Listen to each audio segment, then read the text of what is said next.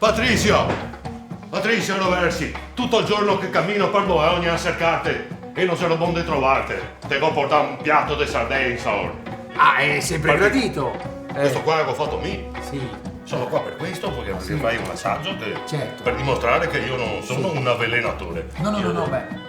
Ah no, non ci avevo neanche pensato. Adesso che mi fai pensare. Senti, ma questi qui sono dei saponini, cosa sono? No, è polenta.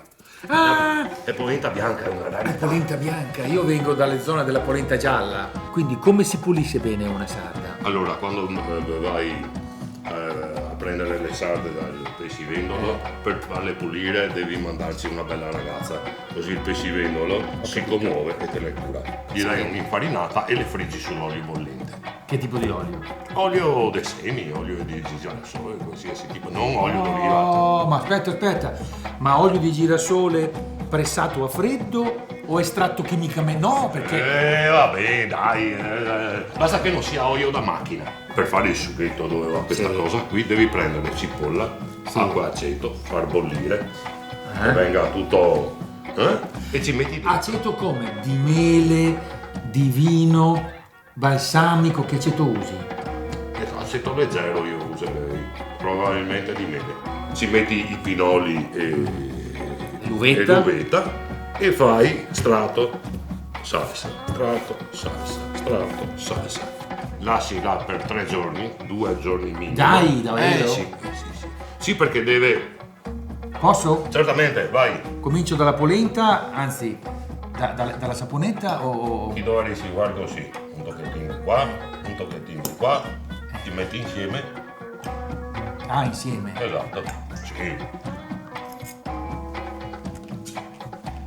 Buoni Fabio. Molto buoni. Un bianchetto che sta sempre bene. Ah. Vabbè, ce l'ho io, là. So. Ma è l'aceto di vino o è proprio il vino? No, è proprio vino. Ah. Dai, è buono il vino. Buono, Dall'aspetto non l'avrei mai detto, ma...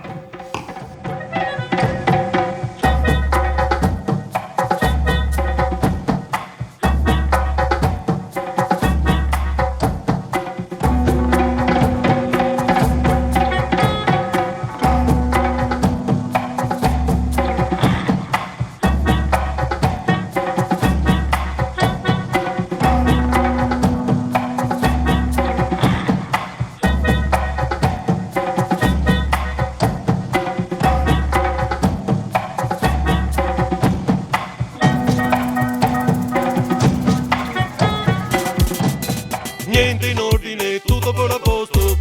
Mena rosto, qua il fumo se più buon del rosto. Mena rosto.